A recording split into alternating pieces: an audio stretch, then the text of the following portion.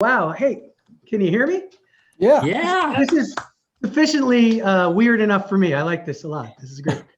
This is perfect. Good to see everybody. Hello, Ted. Hello, H. All right. First of Hi, all, everybody. There's my friends. Good Hey, to Marc, see you I just all. want to say, Marc, thank you so much for everything that you do. You know, you always have an open invitation to the house, as you well take advantage of it, which is Yeah, I was gonna say that's you sure have made that. I take advantage of it, and I appreciate it a lot. And unfortunately, this time around, we won't be able to do our normal Beatle jam. I wish that we That's could, disappointing. but that's That is very disappointing. That's what I look forward to the most. And I had a song to play, Beatles song, and I things went by too quickly. I'd forgotten. I was planning to play in my life, which oh, I've worked up a version of that next time. Next time. you know, we can't wait till we can do live shows again because we miss everybody so much. And you know, I just want to say that Susie just walked out, and I don't know if she can hear us or not. But you know, it's people like Susie that keeps all the good in the world alive. She's been doing house concerts for many years, and of course we do a lot of shows at the mansion, and she would attend many of them. And one day she just said, you know, who does your shows for you? And I said, you know, people contact us, but she said, I want to do them. I want to take them over, and that's what she's done for a few years now, and she just has taken that over from the goodness of her heart. And you know, for those of you that know Susie, she's one of a kind. I mean, she really Yeah. supports the artist, and she loves it so much. And It's interesting. whenever she's in the same room, you always know she's there because she has Yes. the greatest laugh in the world, and it's so heartwarming. Yeah. Well, She that's a very accurate description because she's not only would take over, like she was running shows and then came to the mansion and started to help with that, and then she took over my helping with my life. You know, she got it organized and got a lot of things on track that were not on track. And Susie is what you don't know about Susie Markland is she's a former federal government employee who is very organized. And when she has a task to do, she does it to the point where it gets done. And a lot of my stuff wasn't getting done. I had other people help me with stuff over the years, managers and things. And Susie's the best. I'm going a long way to say she's the greatest. I can't say enough about her. So she's wonderful. She's probably right behind me now. I'm afraid to look, but yeah, you're right, Ted. just you know, there's a couple questions that I want to ask you. I know that, you know, people every year, some of the same people come through the house as they're on tour, and they try to spend a few days at the mansion because they can do shows in the area and then come stay with us for free. Oh, by the way, I'm wearing one of my Great rotation shirt. shirts right now. Just so you know. Nice. One of my favorite shirts. Those are great shirts. Oh, they're the best. The shirts go. I wear them too, you know. They are awesome shirts. But when people are on the road, they come to the house. We see them every year, a couple times a year or whatever, and it's just wonderful for us. But for you, the artist, you know, here's Marc going around doing a couple hundred shows a year, visiting the same towns over and over, seeing those same friends. Can you talk about that for a minute and what it feels like as you're going into different towns to see those same people that you see? Well, when I get around to play, I do see the same people, and by evidence, like tonight or any of these nights, I have a very intense. You know, I'm not a famous man. I don't fill up big rooms, but what I have is a very intense audience. So essentially, they're friends. You know, more than anything. So whenever I go into a new place, it's very exciting because you could pick up the conversation where you left it off from the last time. It's the same jokes, you know, it's the same stuff. You fall right back into it. And the best part of this thing that I do, it doesn't offer a lot of security over the years. It's something I've had to defend as an adult to do it. But the bottom line is that the perks are amazing, and they come mostly, I've realized, in the form of friendship. You know, our great friend Dick Neal ran with the Berardo band for many years. Professor Dick Neal, he called it chumraderie. We have this great chumraderie on the road with all our friends, and so much of it, like when I come to the mansion, we fell in right away. Me, you, and Chris, Ted, Chris, and I, everybody. It was like, and our great old friend drop a 40, as the rappers say, for Pauly Drift. We fell right into like a gang. You know, it was the great jokes at the mansion. It was funny. It was just fun. And it was so full of spirit that that's the high level of when you travel around. The mansion's like, it feels very special. I feel like a big shot. But for the most part, seeing people out there, if that's not too long an answer, but seeing people out there is the best part of it. That's the thing I feel luckiest about. And on the other side of that, as a fan, you know, we each have our own story about you. And I just want to call on Alvin for just a minute to tell us about how he learned about you and what happened. Oh, that really puts me in my place. Yes. To be honest with you, I didn't know anything about you until tonight. And because of my connection with the mansion, I figured the least I can do is sign on and contribute to this, because the series of performers at the mansion are introducing me to people I would never know otherwise. Dan Navarro is now somebody that I communicate with and respect incredibly. And you're going to get added to that list, because tonight was amazing. And there was a link to submit questions. So while you were performing, I think I submitted like 12 different questions, and nobody seems to have it at the moment. But, you know, if we get to that point, yeah, I've got a whole bunch of questions for you. But yeah, I loved it. I really did. It was very touching in a lot of ways. Thanks. So I'm very appreciative of what you did tonight for us. Thank you so much. Boy, that's that, first of all, that means so much coming from someone new who hasn't seen what I do. It feels that feels very real to me and very useful. So thank you. The idea that you show, this is one of my favorite things. It's like the mansion, say, for instance, you trust them as tastemakers at this point, you know, so you saw Dan Navarro, you saw this, and that to me is one of the great things. Susie did that for years with her house concerts. They started to trust Susie's taste. If Susie said this songwriter was good, people came and saw them. They better see something great. I'll tell you a quick story.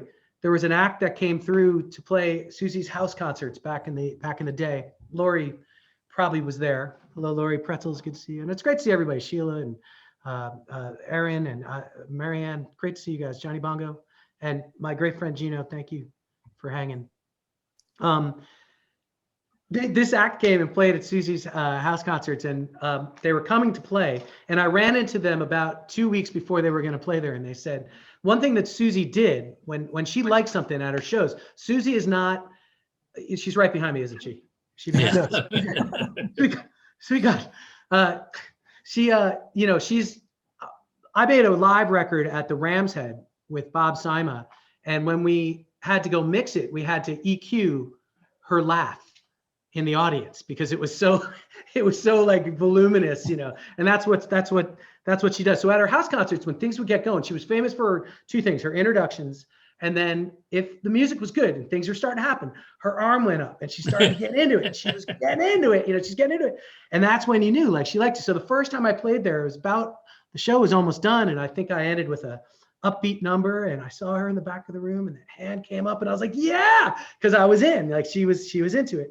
So this act asked me, they said, hey, I won't tell you who they are, because they said, you know, what should I expect? I said, well, one thing's for sure. When you start playing, it's a warm receiving place, but when you start to play, you'll know it's going well because that arm's going to come up and she's going to dig it, you know, then that's when you know you're home. You've made it. And I saw them about 3 months later, and I said, how'd it go? And they said, well, I think it went well. They said, you know, it was a good crowd. Everybody was really nice, but Susie didn't do that thing with her arm. And I said, oh, that's too bad. Because it just meant that she probably didn't love them. And that matters. She was a tastemaker, and people count on her to bring good music. And the mansion, same thing. It's like, it's a high level thing. So that's what you just said is very, very, Alvin, a great thing. I want the premature, I want the place to say that they're presenting me and that they trust me. And then once those people are there, that they're in good hands, and I'm going to not let them down. That's my job. I won't let you down, but I need to make some jokes. I need to make you laugh. I need to make you cry. But I'm just lucky if the place says this guy's all right. It's basically my whole life, I'm waiting for the mobster to vouch for me and to say, this guy's all right. That's what it is. So yeah, that's a very good question and good observation. So thank you. Anybody else? Raise your hand if you got a question for Marc. Come I get on. this a lot. I get that question a lot. I Well, I know understand- a lot of these people. I've known them for years. Mary, it's good to see you. How you feeling? You all right? Yeah, I can't hear her, but that's the sign. That's the sign. So I understand your mother was listening in tonight. Yeah, she got her shot today. I know how that feels. Awesome. You don't feel so great right after, but it's definitely worth doing. When are you bringing her down to the house? What's that? When are you bringing her down? Oh, as soon as possible. Who are we talking about? Mary down here? Your mother. Oh, my mother. I would love, that would be a dream come true. She would love the mansion. My mom's a great showbiz lady and she's wonderful. The very last time I spoke to her on the phone was after my regular Wednesday night show the other night. She called me a communist, that's fun because that's kind of conversations I have with my mom all the time. We're somehow along the line, we get back to that bar brawl sort of ending. But my mom is 80. She's not listening, is she? She's not here. She's 84 years old or 85. I'm not sure because she lied about her age, like most people for so many years. And when you talk to her on the phone or anywhere, she has a very young voice and she can still sing. And it's very deceptive. She sounds fantastic. So when I get into it with her and we start talking about showbiz stuff for the show, she'll be critical. She's called a radio station once. I was doing an interview. You do those interviews on these little radio stations, and she called in. We have a caller, and I'm like, a caller? That's fantastic. That's so great. And it was my mother, and she they had her on the air, and she wanted to tell me that my song, Take It Along, that I was singing it wrong, that I wasn't singing the melody right. That it was, so yeah, I'd love to have her down there. Me and Chris we're going to bring her down to the mansion for sure. As soon as the coast is clear. Absolutely. Very good. Very good. Now, all of you, this is not just some BS thing. I want to you guys, you got to come down. If you haven't been here, some of you have, but if you haven't, Sheila, have you ever been to the mansion on O Street? Okay. This needs to be remedied. Gene, you would love this place because I'll tell you a quick mansion story too. The first time I was here, I took that room behind the mirror somewhere. I think you put me and Chris away from everybody on purpose. Or always. Up to the Jeff Skunk Baxter room. You put us away, it's a hidden literally behind like a large mirror where you go in and up some stairs. And so Chris and I could run wild. And, we were up there. What was I about to say about that? I was trying to get my bag out in the morning, and back then we used to take a drink. We'd run around after the show because we'd play somewhere in town, and we'd come back here and to the mansion, and it was like one drink. We'd have one post-show drink. Yeah. One, just a little something to take the edge off, And the morning was kind of rough, and we had to get on to another gig somewhere and get back in the van with all the fellas. And in that band, in the Berardo band, some of the guys are very organized, and some of the guys are not organized. And me and Chris obviously fell on the side of less than organized in the morning. So I was trying to get my bag out of the place, and it was all new to me because you see it in the daylight. I arrived in the night and was seeing the mansion by daylight for the first time, and I was moving my bag, and it hit something on a wall. Then I was trying to get it through this thing in the closet, and I was like, oh no, I don't want to break that beautiful, whatever that frame thing is. And I looked closely at it because everything in there is of some valuable rock and roll memorabilia piece or art piece or great historical piece about Rosa Parks or something, And I hit this thing, and I'm like, I don't want to hurt this thing. I looked closely at it, and it was a concert for the people of Bangladesh, huge poster signed by 3 of the Beatles. And my hangover response was, oh, fuck this. Screw this place. This is too much stuff. It's everywhere. You can't get it. It was between wanting to slide it into my bag and get it into the van, or just there's too much stuff everywhere. It'd be impossible for you to see everything at the mansion on O Street. The last time I saw you, Ted, you were across the street. There's a dining room that I know is fantastic, secret, beautiful dining room that I'm sure it's a big feature of the place. I'm sure you want people to know about it. I've been here millions of times, and I walked in there and I was like, the hell is this? It's this like secret behind a door dining room. And there was lovely people in there, this lovely family having dinner. They're like, join us. I'm like, what's happening? What is happening in this place? It's wonderful. It is a magic place. Nothing looks the same. When you come back, you could go see something, think you know it, come back another time, and it's all different. You know, Like the amnesia room is completely different. I just noticed. Like Yeah. I went to sit down on the couch, and it's a different thing now. Yeah, it's hard to describe to anybody who's not been there, but one example is the wine cellar. And of course, the wine cellar is behind a secret door, but it is one of the most incredible dining areas ever imaginable. And when I retired back in 2016, I both had my public office retirement party there at the mansion, and then I had my private retirement party in the wine cellar. And, you know, I've of course been in love ever since. But if you ever want to have a private party with your own private chef and your private waiter, and in this beautiful, beautiful location, that wine cellar is like nothing I've ever seen in my life. So that's one of the highlights of my life. It is So absolutely Mark, shocking. Well, I love that. I remember a couple times ago you were in the Oh Glory room on the second floor, and you were That a writing thing? you were writing a song. Remember writing a song up there? Yeah, probably. I've written a bunch of songs here at the mansion. I wrote a recent song called "The Hard Place," up where I am here, up in what I call the Jackson Browne room. I'm not sure that it is. I like to believe it is, or the Emmylou Harris room. I want to believe that's where they stay. I don't know, but it feels like that in there to me. At least that's what I tell myself. I know they stay here. I know they're here sometimes. I've written that song here. I've written about 4 or 5 tunes at the mansion, and I can always get one. Places have I need to kind of, as far as making up songs, you need to go somewhere sometimes. At least I do. I don't write every day or write in my journal or have some way of doing it. It's really sort of like go out into the world, and then there's this quiet moment or some place that makes you suddenly puts you in the spirit of that. And being at the mansion, the experience for me, it takes a couple days, and it's just the neighborhood. It's walking around the neighborhood. It's being in the neighborhood. It's coming in and out of the buildings, and then being kind of inspired by the vibe here. And then you just, it feels like a place where songs are, and it's not a cliche thing. It's really true, because it's not that easy just to come up with a song, but I can always get one here.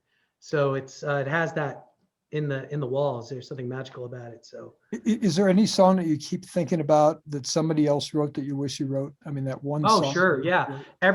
Most songs written by J.D. Sallyer, with Jimmy Webb songs. There's so many. I just yesterday heard, for the 50 millionth time in my life, If You See Me Getting Smaller, Don't Worry by Jimmy Webb. And I thought, shit, I should have written that, damn, that's my song. And there's definitely, every now and then I get sort of pulled over to the side of the road of my mind when I hear a song, and I just think like, damn, I wish I had written that song. There's some big obvious ones, like the Jackson Browne things, the James Taylor things that influenced me growing up, that those are too much to get my head around. But it's mostly the songwriters, sometimes friends of mine like Dan Navarro or somebody will write something. That's the greatest part of having friends that make up songs. I spend a lot of time like getting my mind blown by their songs that make you want to go write songs. That's what it always feels like to me. I want to go and write a song if I hear something great. So that's true. Do the lyrics come first mostly? Does the music come first? No. I know that's a common question, and it's probably different for everybody. I mean, no offense, Ted. It's a fine question. It's a great question, and no one's ever asked it. You're a genius. No, it's like I have to sit down and like have the guitar in hand, and a lot of it's physical. Like if I'm moving around, like I'm walking, if I take a run, or if I do something physical, then I have the guitar in hand. A lot of it's the rhythmic connection, even if it's a quiet tune, and there's some mood. And then sometimes it's coffee. If you drink enough coffee, you wake up in the morning, you're like, I heard, I got to meet the guys. Remember the great group Los Lobos? Yeah. Yeah, I was up at the Narrows Center in Fall River, Mass. And I was talking to them, and they're really like who they are. they're from East Los Angeles, you know, they're definitely like buttoned up guys like, hey man, you know, what a show, you know? And the one guy said like, yeah, you know, we're talking about songs. He's like, you know, you write the songs, man, but this is what we do. He just told it to me straight. It made me laugh, and I never forgot it. He's like, me and my partner, we sit down, man, in the morning, we drink the coffee, and then for like the next 5 hours, we're coffee achievers, man. We make up songs all day long. And I was like, that's legitimate, you know, like so that helps. But mostly it's being in a certain place frame. That's why I go to Block Island in the summers. I check out, and it's just being there long enough, something will happen. I'll live in, it's mostly spending enough time in your own head and going through something. And it's different for everybody. I tend to spend a lot of time alone on purpose. Some people can, like when someone asks me, like Dan Navarro will be another great example of like, let's write a song together. And I'm always like, hey, you don't have that kind of time to hang around with me and go into the whole machination of it. And then there'd be the drinks and the stories and then the infighting, and then you'll get a song. But it's, you know, takes a lot of time. You have to clear time and defend it, as they say. Do you write with your brother at all? Almost never, and we should. What happens with me and Chris is it sort of became a thing where he would come. He writes on the piano, and he does it really well. But he needs someone to flesh out the song. And we always laugh. If you ever hear the stories about Lindsey Buckingham and Stevie Nicks, like you know, Lindsey kind of was the guitar player, had to kind of set it in that thing, and that's what I did. Which isn't writing the song. Let's make no bones about it. Chris has his own songs, but I had to kind of put him into shape. And after a lot of years, when I finally, you know, discussed that analogy with Chris, like, well, I'm like Lindsey Buckingham. And he's like, does that make me Stevie Nicks? And I was like, yeah. And he's like, I love it. Because he's like, I'd love to be Stevie. He always says he'd like to be either Stevie Nicks or Connie Stevens. I don't know which one. But yeah, it's just he writes them down. He makes piano songs, but he wants them to be guitar songs. So he writes, and piano, when it translates to the guitar, usually I need a lot of capos. It's a little bit of just mathematics of figuring out like, wait, because piano chords without full capos are harder to play in a big open way. And sometimes we'll go for like 20 minutes and I'll be like, wait, it's weird. It's got a ninth in it. And if you put my finger here, it's like the piano chord you're playing. And that's a D chord. You know, like we go around the whole way like a jazz thing until we get back to it's just a D chord. But no, so we don't enough though. We should actually make up some things. I've sent him a few things, but you know, we're always defending our own little turf war, you know. So, but I love his songs. You know, I played one tonight, and as the years have gone on, I'm a fan more than I ever was of his writing, his songwriting. You know, it's different than mine, which is good too. We don't want to be like the Nelson twins, you know, singing the same songs. But his songs are wonderful. I always say Chris's songs are sort of a drop down Saturday night, you know, rock and roll wild ride, and mine are like, we have to sort out what happened last night. So mine are kind of Sunday morning, let's gather around and talk about what the hell happened. That's kind of how we do it. So Alvin? Yeah, one of my many questions that Alvin. came up with. You said enough. I'm going to be here until everybody else is gone. Okay, cool. I got all night. Because as Susie mentioned before you started, that when you play, it's like you've got a backup group and you can't see them. And as I listened, I got that same impression. And it was like, where are all these other people that I'm hearing? And my question was, how do you do that by yourself? How do you create the impression that there are other things going on that you can't see? It's like you've got two hands or 25 fingers or something, whatever it is, it's unique and remarkable. And I really appreciated listening to that and hearing at a different level that kind of amazed me. Wow. Well, thank you for saying that. That's amazing. I've never heard myself, essentially. Like, I've never seen me play, so I don't know. But I do know this. And Gene, my great friend Gene, is watching. He's a guitar player. He knows what this is like. I came up playing in loud bars. That's how I started. That's the bats that I was like, I always said it was like swinging two bats in the on deck circle. And that was really a valuable thing. I essentially wanted to play like James Taylor, but I needed to get the room's attention. So the only real trick that I had was this sort of sliding the pick between my fingers. I could finger pick and then sort of, it's a card trick, really. Yeah. So that dynamic, what you're hearing, I don't have I'm a guitar player without a pick, but sometimes what you're hearing is this clicky groove thing that happens, that suddenly there's finger picking, and it's a little finger trick where the guitar pick stays in my fingers here, and then I slide it to use my fingers. And sometimes people notice, and some people, the best times are when people don't notice it. They're like, where's that coming from? But it was born out of wanting people's attention in a crowded, loud situation. And I wanted to get their attention and then kind of bring it in. But when I needed to, so I developed a style, like it's its own thing. And it's a different thing than guys with acoustic guitars generally do. And in a band setting, when making records, it's a detriment sometimes. Yeah. Because what they want you to do is play very like simple and straight, and that's not what I do. I tend to be the whole band. I tend to be a piano and a drummer and a singer all at once. That's what I'm always trying to replicate. And yeah, it's the opposite of Dan Navarro, who uses all of his group in subtle but beautiful ways. Yeah. And to have you sound as fascinating and interesting as he does just really amazed me. That's cool.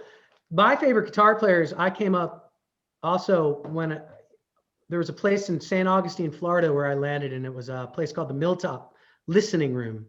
And it was a revelation because it was songwriters were there. There were guys writing songs, but there was also really wickedly great guitar players who came from bluegrass music and things in North Florida, who, like Bernie Leadon of the Eagles, used to come in and play, and I didn't even know who it was him. And guys would like be wicked great players, and then great songwriters. Like I spent many times watching guys like there's a great songwriter named Mac McAnally. He's now in Jimmy Buffett's band, but if you ever find a Mac McAnally record, and Ted, you'd love his music. It's like a wicked guitar player who writes songs as good as like a James Taylor type of guy, but he's wonderful. But it was very Southern, and there was a lot of what I had to do playing in those rooms where you had to get people's attention and keep them there. There was a great guy named Gamble Rogers was still alive, and he scared me. I'd go to see him play at those places in North Florida, and he would like stare you down. He would freak you out. He was a wicked, they teach him in Southern colleges now, like Southern Gothic poetry and stuff, because he'd rip this Gothic Southern poetry, but you had to play good. You had to have a lot of dynamics, and it wasn't a joke. Like people, and Texas, you find there's great guitar players. They will get rid of you if you can't play and sing. They don't just need enough, like you got to, so it was just a matter, it was sports. It was all sports to me. Like you had to get good fast, and you had to keep your job. I've never had another job. And it was more out of just fear of losing this job. So yeah, thanks for asking that. Because I love talking about my playing the guitar, and people don't ask me enough about that. And I think I've gotten a nice little guitar playing style these days. Mm-hmm. But it took it took 35 years of playing guitar. I started when I was like first year of college. So I'm 70 or 81 now, 90. I'm like 92. Oh, now. come on. It's also a lot of repetition. You have to do it a lot. Mm-hmm. So there's a lot of people that have influenced you over the years. Who's the most famous person that you met of your important influences? Well, early on, this is something that people don't know about me, if this is of any interest. This all fascinates me, talking about myself. I'm in no danger of not talking about myself. So let's gather around, everybody. An old man's going to tell a 50-minute story. Get in close. Very young, before I even played guitar, I didn't even have a guitar. My brother, Scott, was a drummer in a heavy rock band. Chris was LA rock star guy, a lot of hair. I was pretty much the same guy I am now. I never joined the hair band forces of the late 1980s. I didn't have bands like that. I didn't start a band in a garage in high school. But what I did do, I was just absolutely fascinated with the guitar playing sound of James Taylor. James Taylor, the famous, James Taylor. And like a lot of kids went to see the Grateful Dead, which I also did that. I saw 13 shows on the Never Die Young James Taylor show because I needed to figure out where he was making those noises. Like I couldn't figure it out. He would just make these sounds I never heard. My neighbor was a drummer in his band, Rick Murata, growing up, and his two brothers were very famous, Jerry and Rick. Tommy Murata, the younger brother, was in our band for a lot of years. So I had some access, but I went so much. Actually, Johnny Bongo sitting down, he's with us tonight. He was with me one night where I scored some like last minute after show passes at the Westchester County Center. And I had a very funny incident with James Taylor. That's a story for another day. But to say that I made James Taylor laugh, that's how I became friends with him. But it was more, to answer your question, I went a long way. It was seeing his brother, Livingston Taylor, in a small room, the town crier in New York, and him up close singing and playing. He played differently than James, but he had more of a folky style, but he was a wicked, like fast player, but he would make you cry, make you laugh, which is my favorite thing. Like a night of you're crying, you're laughing, you're great guitar playing. So it was seeing that up close. And then I sort of became friendly with Livingston, and I am to this day. That's a whole other bunch of stories because he's a really kind of borderline crazy person in a great way, but like an insane person. But I learned a lot from those kids. So those kind of the most famous guys. But over the years, I've met guys like David Crosby and who I loved his guitar playing. Never talked about enough. Really interesting guitar player. I love Joni Mitchell. You know, that to me was like, if you can make those noises, nobody knows how to make those noises. But if you could do that. But there were guys that in Florida, there was a guy named Don Ojadunaway who was not famous, who had invented a guitar style. He was kind of the Grateful Dead of folk music. It was an acquired taste. He had sort of 35-minute songs, but he played like he used to call me up and say things like, my right hand, my pinky's doing what my middle finger used to do, and my thumb is down. I'm like, I don't know what you're doing, but it sounds great, you know? So you just imitate stuff that you see. If I've never, you know, I've had no formal training. So it's imitating until you are not, you can't do it. So it ends up being your own. And then there's a Richie Havens who just plays with his thumb down and yeah. makes the most amazing sounds. You know? Now, Richie Havens I met in an airport in Austin, Texas, and he almost killed me because I almost choked. He's a big, tall man. And we had played this festival, and I said, I played Mr. Havens, I'm a big fan. And we knew Cliff Eberhardt was a friend of mine who was in his band forever. And he got me in a bear hug. And as he was hugging me in his dashiki with all his beads, one got in me. I was like, I caught a bead. I was like, oh. He almost killed me. He almost killed me with his love beads. And Richie Havens, super nice guy though. Really nice guy. Yeah, he used to come to the house a lot, and he just most wonderful man. Just such a nice man. He was a big loss for sure. Yes. Yeah. So big. There's been a lot of big losses of guys who've been to the mansion and played, like David Only. Yeah. Had a huge influence on me. I had toured with him just before his passing, which for those of you that don't know, David Only was this really incredible. He lived in Nashville. His songs had been covered by so many people like Emmylou Harris, and the great songwriters like Guy Clark and people like that loved him. And but he was the greatest guy. Susie and I went on the road with him. She drove, and me and David played these shows, and I learned a lot. He was an amazing guy, but a huge influence in attitude. He kind of straightened me out in that it doesn't matter how many people are there.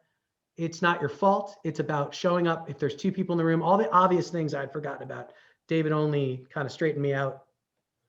And that was great. And the last time I saw him play was at the Mansion. I think me and Chris and Bill Kelly played, and he played, and that was the last I saw him, actually.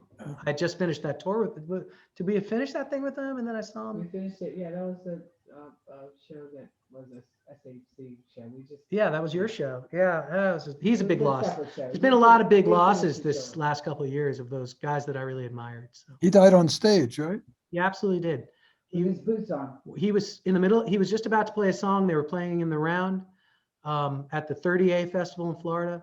And all he said was, because he was such a gentleman, he's such a great guy, he just said like, hold on, just give me a second. And that was pretty much it. He just expired, and he laid his head on his lap. He was a sort of a bearded Santa Claus looking guy, and he just expired. But I know this one thing, that everybody who makes up songs and lives that life, and, you know, secretly we were all saying like, well, that's the way to do it. If you're going to do it, you have a gig, you know, you dying while you're doing what you love. Like there's no better example. Sorry, I thought. You got to Is turn that- off your. Is that David? That scared me. I'm sorry. Yeah, sorry, David. Mr. Only. I did it on purpose. Yeah. I love when you curse in echo. That's great, Susie. But there's been a lot of people that play at the mansion that we've lost. That's a drag. But life goes on. You know, you plant your feet and you carry on above all things. Yep. Anybody have any final questions? Final? Are Gotta you wrap- kidding? I'm gonna stay. Gotta wrap Listen, it up. I'm gonna stay with you all night long, man. Sister, where are you? What part of the world are you? I am in Florida, and you keep referring to Florida. Well, I I'm spent in a lot of years in Florida. Central Florida, an hour north of Orlando, in a place called the Villages. And it's one of the most unique places on earth. It's 132,000 people in one Wow. community. It's about Familiar. 20 miles north to south and 8 miles east to west. It's been building for 40 years. And there are like 15, 20 different categories of economics in the country, and it's number one in every single one of them. Yeah. So, I mean, that's enough to say. The background is my front yard, and I'll probably switch to the nighttime view in a couple minutes. I mean, it's slowly engulfing you. It's eating you away. I know it's like Fascinating. Yeah. There's only I'll 10 change that, but yeah, I love it down here, but I miss H and Ted so much. I have stayed in probably almost every suite that they've got there over time. Even when I was living in DC, they would say, "Come on down," and I would go and stay in the different suites. And I've been across the street in the Rosa Parks Safe House on all the different floors. So it's just my home away from home. And bless H's heart, when Corona started, and it sounded like it was a lot worse in Florida than it was in other parts, she said, "Oh, come live with us. You can come up here and live with us because we don't want you to be unsafe in Florida." At the moment, at least where I am, I think it's probably the safest place in the country because you have to be 55 and over to own a place. And everybody down here has gotten fully vaccinated because we had priorities. So yeah, that's the simple, long answer. I am in Florida and I absolutely love it, but I do miss all my friends in DC. I'm still on 3 or 4 different boards up in DC, and I've been thrown off of 3 or 4 boards in DC. Boards or bars, but anyway. What's the difference? Yeah. Yeah, I will say what you said about H. That's really true. I'm not. I don't think she can hear me. Yeah, she every can. time I've left, like I'd get my guitar and you'd have to go to like the next gig or something, and it's not like a thing that you usually say to people where you go like why don't you stay, which means you need to go. I always feel this feeling. She's like, stay like for a couple months. Yeah. Where are you going? We're saying stay here for a couple months, be an artist, make up songs. Why are you leaving? I'm like, well, I have gigs. I got to go places. Like, yeah, you should stay. I love that because it's not like you should stay. It's like, what's wrong with you, man? Stay here. Like, it's wonderful. That's what the mansion does. They make some people say like you're welcome here. They demand it from you. They demand that you go and you are made to feel welcome, and they make you feel welcome because they just freaking mean it, and you know that, you understand that. Well, they are my family. There's no question. I have other family in the DC area, and I've got other groups I'm a part of, but boy, they are my family. Yeah. So this isn't a pitch. This isn't like you guys bought like a condo thing. You got to take your vacation, but you have to spend 20 minutes with the condo people, so anything. But individually, all of you, I want to tell you, Marianne's been here. Gene, this for you, buddy. This like will blow your mind, Gene. This is a you and I are rock and roll fans. And I spent a lot of time with my great friend Gene and Wesley, and we were the only guys at the end of the bar in a deep discussion about the third side of Topographical Oceans by the band Yes. Like we have these weird things that we get into. You'd love it here. This place is just the place for you. And Sheila and Mary, this, you guys would all of you, like, if you haven't been here, some of you have. Aaron, this, you take the dog, get in your car, come here immediately. You'll love it. It's amazing. Johnny Bongo, this is a magic place. Lori, you've been here a bunch to see shows and stuff. I'm just amazed. It's amazing. There's one room, most of the rooms, there's like a dozen chandeliers on the ceiling. Like, who does that? And it's beautiful. But and then there's rooms you can just wander around in, and almost everything's for sale. And I bought a couple things there, but it's just and everything's so music related. It's just obvious how much you guys love music, and it's just a really fun, amazing place to go be at. And not every room, that's the other thing. Like, it's not rooms, like, here's the key to your room. And Right. the guy's next to you in a room, like a hotel hallway. It's completely, I can't find my way around here. And I've been here forever. There's a log cabin room. And, you know, one time I found myself in like the John Lennon hot tub or something. I don't even know where I am. It took me years. I go in that little elevator to go to that very fancy room at the way top, where I think I accidentally sold a crazy woman an expensive painting that was made of like velvet, but that's another story. There's a million stories at the mansion, you know, but there's so many things. There's many times, and it'll happen from time to time, where I'll run into something that I've never seen before. And certainly some sort of framed piece or guitars everywhere. One quick story before everybody goes. There was a guitars on stands everywhere. And there was this beautiful guitar, but didn't look like a fancy guitar in any way. It was this Epiphone guitar, which is a nice guitar, but not a fancy guitar. But I was playing it because you pick them up playing. I was like, God, I love this guitar. This guitar's great. So I took it into my room, the Jeff Snell Faxter room up there. And I had it on a stand, and I'd like look at it, and I was like, what is this guitar? Epiphones aren't really expensive things, you know? So then I was like, you know what? I've been doing all right for myself this last year. I'm gonna ask Ted. I'm gonna buy this guitar. Everything's for sale in this place. I'm gonna buy this guitar. I love this guitar. This is the guitar for me. I found Ted, and I said, Ted,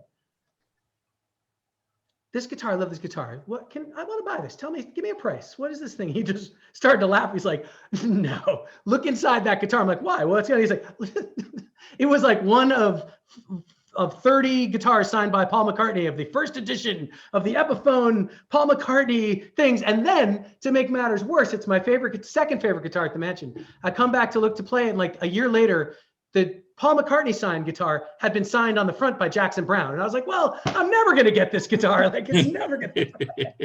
He just laughed at me. He's like, you're not buying that guitar. It's a Texan, the Texan. Yeah, there's a lot of guitars. There's that Emmylou Harris guitar is my actual favorite, the Gibson Emmylou Harris. Beautiful. But it's just like that. There's something to see everywhere here. And it's magic is an overused word until you're standing in it. You know, you're in the middle of it. So, and the history here is important. And this part of town I see why people want to make a lot of money and live in the city. DuPont Circle's lovely. I love the restaurants. I love walking around. It's fantastic. It's wonderful. So thank you, H, and thank you, Ted. And thank you guys for this night. Mary, I don't want to alarm you, but there is a large rat-like animal behind you. Ah! Oh, that's mine. Okay. I was a little scared. I didn't even see it. But thank you guys. Hey, Mark, you want to talk about Wednesday? Yeah, well, these guys, pretty much everybody here knows that. I think it'll be week 27. It'll be my birthday. So I'm just doing my normal thing, but I'm going to stay right here. I don't know if you know this, Ted. I'm just going to stay right here. I'm not leaving, and I'm going to do the show from here, but it's my regular Wednesday show. And then, at the end of the month, Abby Gardner, who I've done a show at the mansion with, from the great band Red Molly. We had a great show here one night. Great show. I still have a Bob Sima gave me that Dr. Seuss framed thing that lives in my home somewhere that I can't understand. Oh, because I remember now. I stole it from their house and they gave it to me. Abby Gardner at the end of the month. I mean, you guys, most of you all know this. Alvin, you'll need to attend every single Wednesday from now on online. I don't know if you guys know this, but you can always write to Ted Spiro at Beatle fan fanatic crazy man 5@hotmail.com. You can always reach him there. He answers right back. Like he's right back on you. Yeah. I think it's Geocity. He's at Geocities. Yeah, he's at Geocity. He has a CompuServe account that he's using. Great. I was on Prodigy. Mark, the sound is really good tonight, you guys. The mobile unit you have, it's actually really good. Oh, good, because that's all brand new. A lot of this playing online stuff's new, and That was a new idea that at the what you don't know is that second, like a half hour to go, after spending the whole day setting everything up, I decided I need a vocal mic, not the distant mic. So I had 2 mics going, and I texted Ted, and I was across the street going through boxes, and he said there's a box that says Marc's microphone and cord on it labeled there, and I was looking for it. Because here you'd think that's very possible. It's that kind of place. It's like looking through it. I realized he was putting me on, but we got that together at the last minute. And I'm glad it sounded good because I never get to hear it. So Been a No, great, it's great. I always ask, you know. it's Yes, really been a very great good, night. very good. Thank you all so much. Thank you, Marianne. Thank you, guys. And I hope I'll see you Wednesday. For most of you, like we'll be with us. Come back and see the show again. And honestly, I know I ask a lot, but tonight for the match and this whole thing, spread the word. Tell people what you saw here. Tell them what happened. And you know, this place it's worth telling people. And come here when you can if you haven't been here. Please come soon. Thank you all. Thank Can't you. wait to be back at the mansion. Thank you.